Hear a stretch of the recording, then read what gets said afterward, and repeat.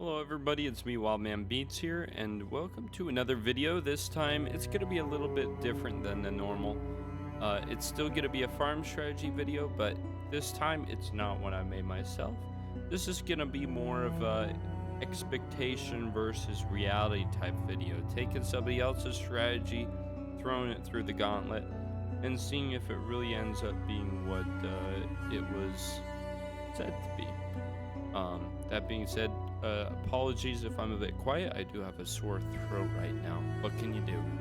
As for the strategy, this is going to be a wandering path altar and delirium farming strategy that was made by Fuzzy Duckzy. And I'll put the video and his channel in the description, so if you want to check him out, give him a follow or subscribe, you can do that. Let's take a look at the Atlas passive tree we had, which we'll be following. There's really not much to wandering path strategies. Big things here are the wandering path, of course, which makes it so your small passives are doubled, but large passives have no effect. We're taking growing hordes for more pack size because that makes our altars have more packs.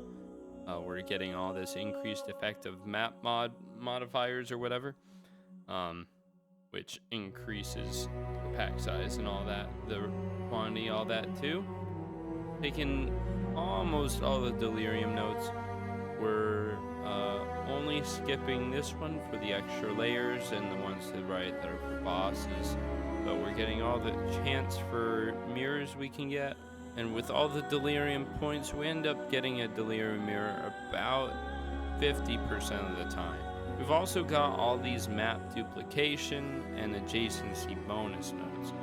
Now, a weird thing I noticed on the original strategy was you only favorited mausoleum maps, which kind of confused me, because what's the point of having all the adjacency points that obviously you've gone out of your way to take that you wouldn't need to if you're not even taking in a favored slot that's adjacent with singular focus that effectively doesn't get you anything.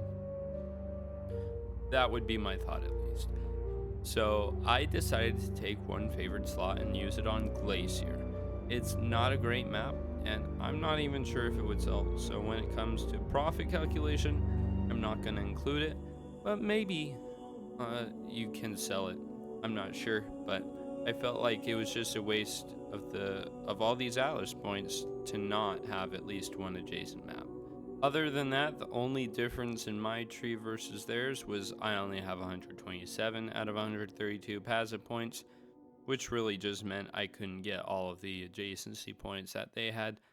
Couldn't really have any impact on the profit. Other than that, the way we're rolling our maps is because we're using growing hordes, we're using 4 rusted scarabs. Now for 50-60 maps, that's going to be about 200 scarabs or more. At that, normally they only cost 1C, but buying that much at a time, typically I found it to run about 3C per scarab.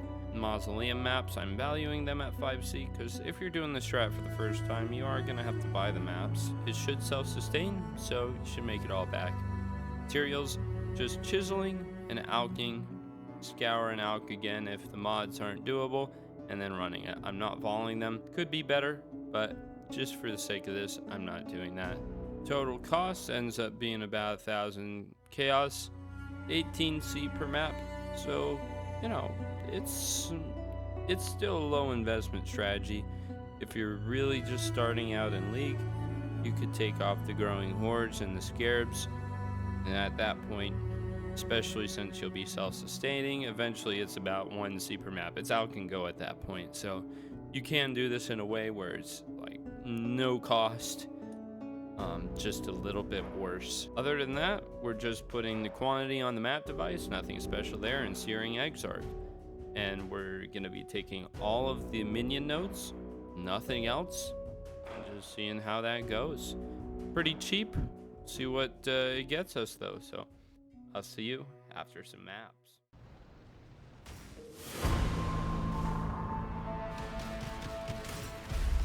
Poor corrupted creature.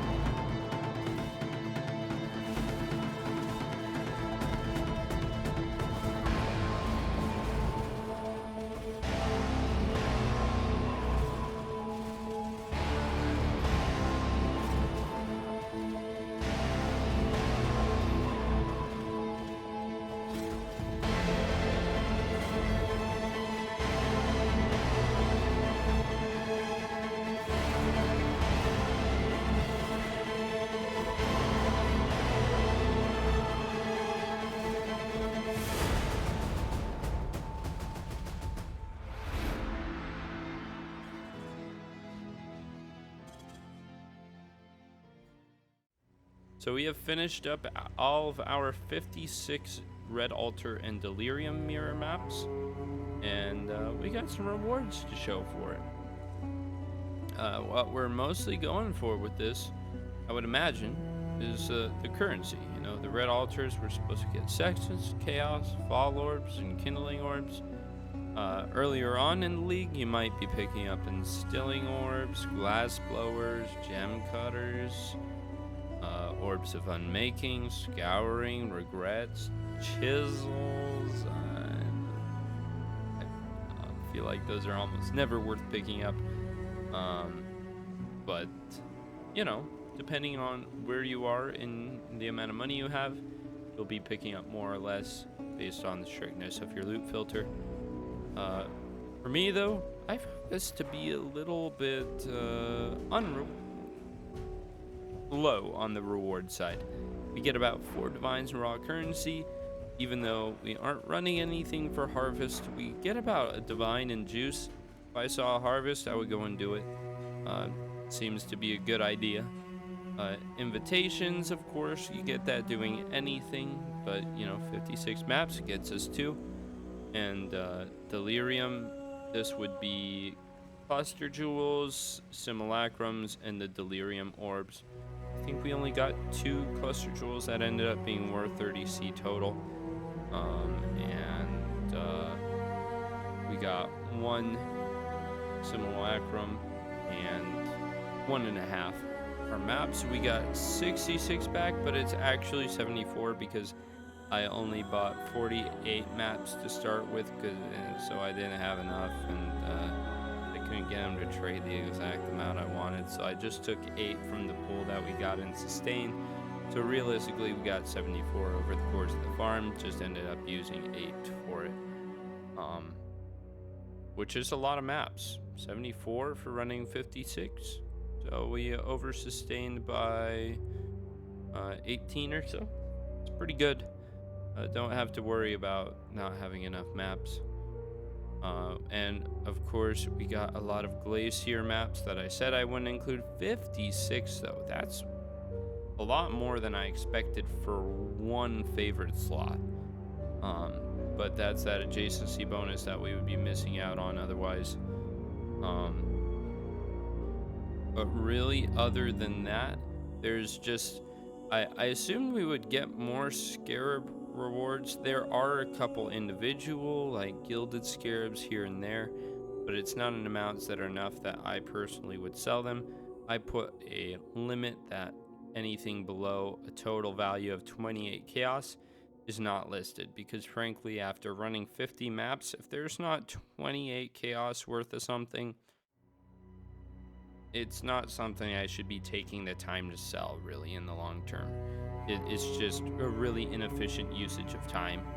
So I don't include that in profit because I personally would not sell it. Between all that, ends up netting us about 10, almost 11 divines worth of total return. 47 chaos per map, and a total profit minus our 1,000 chaos cost is 6 divines and about a half. Which ends up being 29 chaos per map. I think earlier on in the league, you know, day 3, day 4, this is fine. Outside of that, this felt not very good. I wouldn't recommend this strategy, to be honest. I think there's a lot of stuff you can do that's in similar level of difficulty, which I will say, these maps were really rippy. I mean, when you've got all those increased effective map modifiers, you get like an AoE mod on your map, and then you've got a Delirium mirror throwing all those, you know, AoE on death explosions. Every time you go to click an altar during Delirium mirrors, you're risking your life. But we're in luck, because in the video, in the description, this was the first Atlas tree, and it was the one that he used in the video. But there was a second Atlas tree using Harvest, which I am a big fan of Wandering Path Harvest. I haven't done any videos on it, but I used to I did a couple tests in past leagues using Wandering Path with Harvest, Wandering Path with Harvest and Expedition, and Wandering Path with just Expedition.